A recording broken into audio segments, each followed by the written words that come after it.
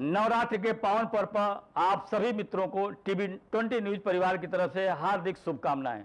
आप देख रहे हैं टीवी 20 न्यूज। बने रहिए हमारे साथ। मैं हूं अशोक वर्मा।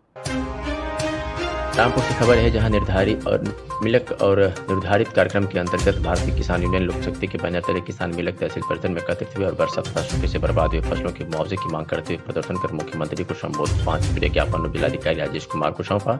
इससे पूर्व हुई पंचायत में बोलते हुए राष्ट्रीय महासचिव उस्मान अली पाशा ने कहा कि सरकार और प्रशासन किसानों को पूरी तरह बर्बाद करना चाहते हैं, क्योंकि इस वर्ष बहुत से किसानों ने बरसात न होने के कारण अपने धान की फसल की रोपाई नहीं की थी और कुछ किसानों ने रोपाई की भी थी।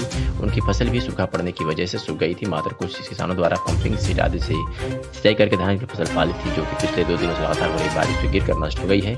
ऐसे में सरकार को चाहिए कि सभी किसानों को 50,000 रुपये प्रति एकड़ क्षतिपूर्ति दे, लेकिन सरकार और प्रशासन किसानों से अपने हुए नुकसान का आकलन करने के लिए लेखपालों को फोन करने को बोल रहे हैं। जिले का कोई भी लेखपाल किसानों का फोन उठाता, जिस कारण किसानों को उसकी फसल के हुए नुकसान का मुआवजा मिलना असंभव, जबकि इस समय जांच कराने की आवश्यकता ही नहीं है। सभी किसानों का नुकसान हुआ है। इस संबंध में एसडीएम से वार्ता हुई में किसानों को आश्वासन दिया गया कि उनकी मांग जायज है और किसानों की हर संभव मदद करने का प्रयास किया जाएगा। मेरा नाम उस्मान अली पाशा है।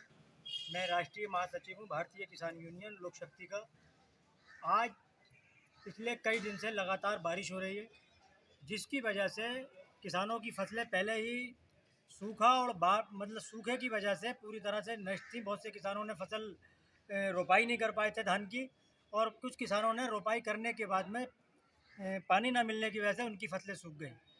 बाकी बचे कुछ किसानों ने अपनी फसल पंपिंग सेट वगैरह से जैसे तैसे सिंचाई करके तैयार की, और जब फसल तैयार हुई तो अब बारिश होने की वजह से वो फसल पूरी तरह नष्ट हो गई है। ऐसे में हमारे प्रदेश के मुखिया श्रीमान योगी आदित्यनाथ जी ने आदेश पारित किया है कि अगर किसी भी किसान की कोई फसल में नुकसान हुआ है तो वो लेखपाल को सूचित करें। तो बहुत से किसान हमारे ऐसे हैं कि लेखपाल को सूचित क्या करेंगे, लेखपाल लोग फ़ोन नहीं उठाते।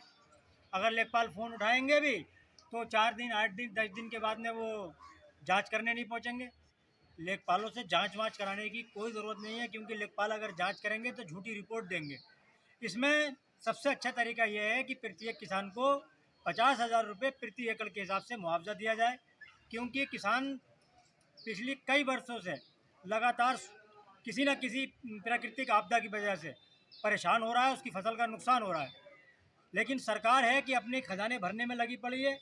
राजस्व प्रशासन इतना बड़ा सूखे का इलाका को घूम गया समय, कोई वसूली पर रोक नहीं लगी, ना किसी किसान को उसका फसल का मुआवजा दिया जा रहा है, ना किसी का ऋण माफ़ किया जा रहा है। तो इस तरह से किसान को जो हाशिए पर रख दिया गया सरकारों के द्वारा, ये गलत नीति है सरकारों की।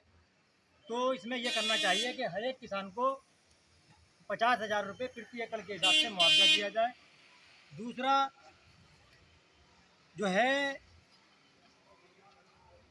कोई भी बिजली घर किसानों को सामान्य योजना के अंतर्गत नलकूप कनेक्शन नहीं दे रहा है, और जिस कारण किसान अपनी फसल को पंपिंग सेट के द्वारा सिंचाई कर रहा है। खेती से उसका मोह भंग होता चला जा रहा है।